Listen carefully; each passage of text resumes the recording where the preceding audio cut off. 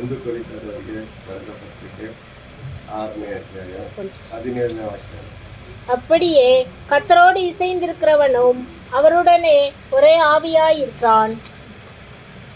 ಆಮೇಲೆ ಕರ್ತನೊಟ್ಟಿಗೆ ಸೇರಿ ಇರುವವನು ಆತನೊಂದಿಗೆ ಏಕವಾಗಿದ್ದಾನೆ. ಆಮೇಲೆ ಹಲ್ಲೆಲೂಯಾ. ಈ ಭೂಮಿಯಲ್ಲಿ ನಾವು ಏನ್ ಬೇಕಾದ್ರೂ ಸಂಪಾದಿಸ್ತೀವಿ, ಒಂದು ಭೂಮಿ ಸಂಪಾದಿಸ್ತಾರೆ.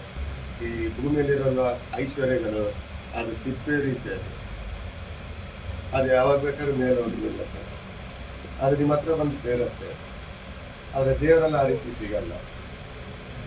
ಆಮೇಲೆ ದೇವರು ಮನುಷ್ಯರನ್ನ ಪ್ರೀತಿಸ್ತಾರೆ, ಆದರೆ ನಾವು ದೇವರನ್ನ ಪ್ರೀತಿಸಲ್ಲ. ನಾವು ವಸ್ತುಗಳನ್ನ ಪ್ರೀತಿಸ್ತೇವೆ, ನಾವು ಪಕ್ಕದ ಮನೆಯವರನ್ನ ಪ್ರೀತಿಸ್ತೇವೆ. ನಮ್ಮ ಭಾರ ಎಲ್ಲಿ ಇಡಬೇಕಂತ ನಮಗೆ ಗೊತ್ತಿಲ್ಲ. ಆಮೇಲೆ ನೋಡಿ, ಒಂದು ವಾಕ್ಯ ಹೋದಾಗ 1 ಥೆಸಲೋನಿಕದವರಿಗೆ ಬರೆದ ಪತ್ರಿಕೆ 5ನೇ ಅಧ್ಯಾಯ 23. சமாதானத்தின் தேவன் தாமே உங்களை முற்றிலும் பரிசுத்தமாக்குவாராக. உங்கள் ஆவி ஆத்மா சரீரம் முழுவதும் நம்முடைய கர்த்தராகிய இயேசு கிறிஸ்து வரும்போது குற்றமற்றதா இருக்கும்படி காக்கப்படுவதாக.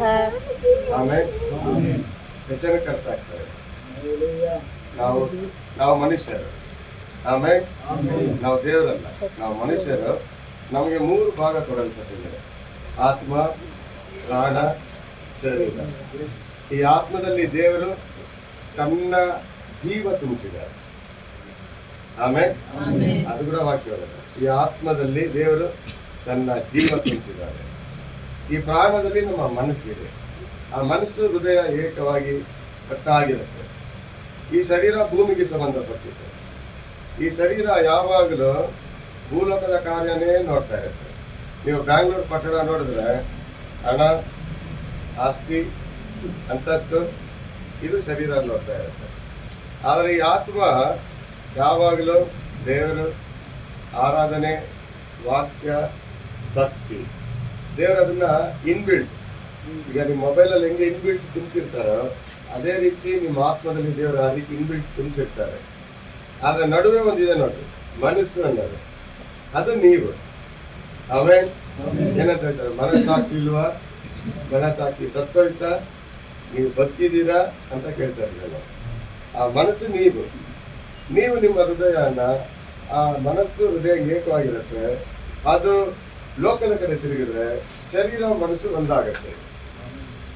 ಹಾಗಾಗಿ ಯಾವಾಗಲೂ ನಿಮಗೇನೇ ವಾಕ್ಯ ಹೇಳಿದ್ರು, ನಿಮ್ಮಲ್ಲಿ ಏನೇ ದೇವರೇ ಮುಂದೆ ಒಂದು ಕೈ ಹಿಡಿದ್ರೆ ನಿಮಗೆ ಗೊತ್ತಾಗಲ್ಲ, ನಿಮಗೆ ಆ ಗ್ರಹಿಕೆ ಬರಲ್ಲ. ಯಾಕಂದ್ರೆ ನಿಮ್ಮ ಮನಸ್ಸು ಕತ್ತಲಾಗಿರುತ್ತೆ. ಲೋಕ ಕತ್ತಲು, ನೀವು ಕೈ ಹಿಡಿಯೋದು ಕತ್ತಲು.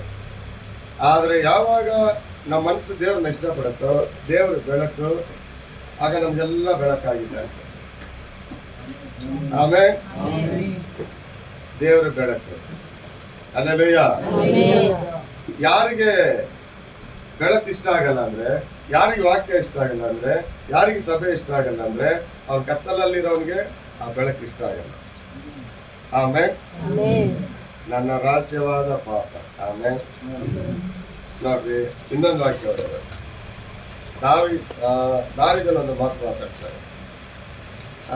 ಕೀರ್ತನೆಗಳು 19ನೇ ಅಧ್ಯಾಯ 12-13. தன் பிழைகளை உணர்கிறவன் யார்?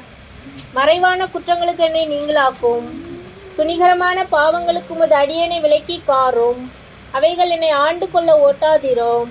அப்பொழுது நான் உத்தமனாகி பெரும் பாதகத்துக்கு நீங்களாய் இருப்பேன். ಆಮೇಲೆ ದಾವೀದನು ಈ ರೀತಿ ದೇವರ ಮುಂದೆ ಪ್ರಾರ್ಥನೆ ಮಾಡ್ತಾರೆ. ಈ ರೀತಿ ಪ್ರಾರ್ಥನೆ ಯಾರು ಮಾಡಿದ್ದಿಲ್ಲ. ಆ ರೀತಿ ಮಾಡಕ್ಕೆ ಅವ್ರ ಹೃದಯ ಗಟ್ಟಿ ಇಲ್ಲ. ಅವ್ರೇನಂತ ಪ್ರಾರ್ಥನೆ ಮಾಡ್ತಾರೆ?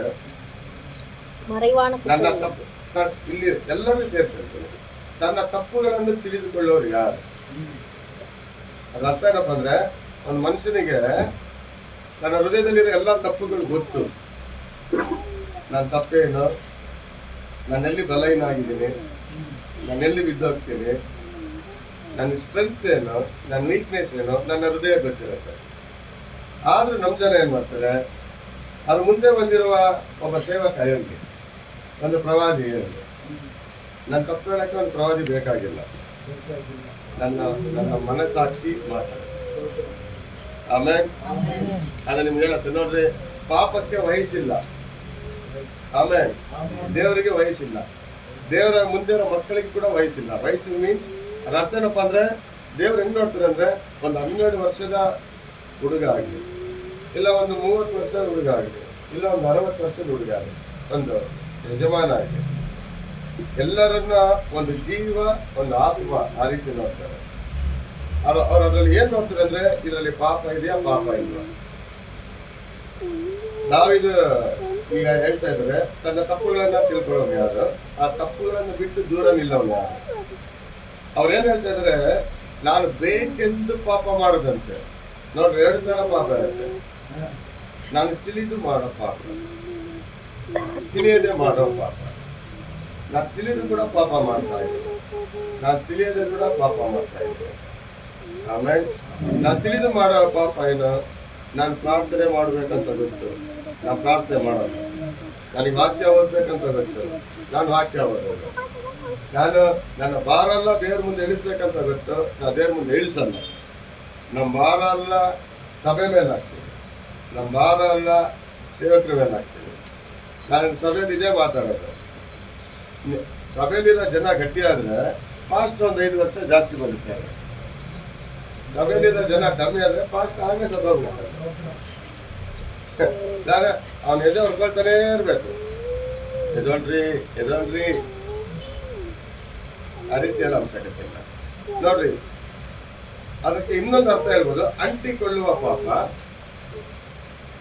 ಇನ್ನೂ ವಿಸ್ತಾರವಾಗಿ ಹೇಳ್ಬೇಕಂದ್ರೆ, ತಿಳಿದು ಮಾಡುವ ಪಾಪ, ತಿಳಿಯದೆ ಮಾಡುವ ಪಾಪ. ಇದನ್ನ ಬಿಡಿಸಿ ಹೇಳ್ತೀನಿ ಕೇಳ್ರಿ. ಕೆಲವು ಪಾಪ ತಾನಾಗಿ ಬಂದು ನಮ್ಮ ಮೇಲೆ ಬೀಳತ್ತೆ, ಇನ್ನು ಕೆಲವು ಪಾಪ ನಾನಾಗಿ ಹೋಗಿ ಅದ್ರ ಮೇಲೆ ಬೀಳ್ತೀನಿ. ಆಮೇಲೆ ನಾನು ಇದನ್ನ ಯಾಕೆ ವಿಚಾರ ಮಾತಾಡ್ತಿದ್ದೀನಿ ಅಂದ್ರೆ, ದೇವರೊಟ್ಟಿಗೆ ಒಂದಾಗಿರೋನು ದೇವರವನು ಒಂದಾಗಿರ್ತಾರೆ, ಅದ್ರ ಬಗ್ಗೆ ಮಾತಾಡ್ತಾ ಇದ್ದೀನಿ.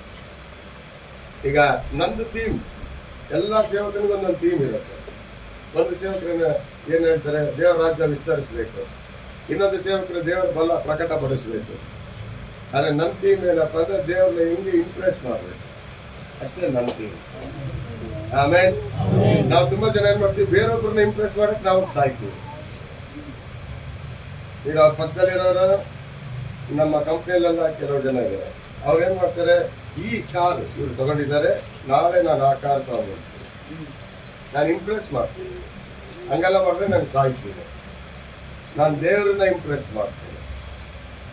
ಆಮೇಲೆ ಈಗ ನಾನು ನಿಮ್ಗೆ ನಾವಾಗಿ ಹೋಗಿ ಬೀಳೋ ಪಾಪ, ತಾನಾಗಿ ಬಂದು ಬೀಳೋ ಪಾಪ ಬಿಡಿಸಿ ಹೇಳ್ತೀನಿ ಕೇಳ್ತಾರೆ. ಯೋಸೇಫ್ ಎಷ್ಟನೇ ಬಿಟ್ಟು, ಯೋಸೇಫ್ ಬೈಬಲ್ ಅಲ್ಲಿ ಇದಾರಲ್ಲ, ಯೋಸೇಫ್. ಆ ಯೋಸೇಫ್ ಯಾಕೋಬನ ಮಗ. ಅಬ್ರಹಾಮ್, ಈಸಾಕ್, ಯಾಕೋಬ್ ಅವರ ಕೊನೆಯ ಮಗ ಯೋಸೇಫ್. ಅವ್ರನ್ನ ತುಂಬಾ ಪ್ರೀತಿ ಮಾಡ್ತಾರೆ.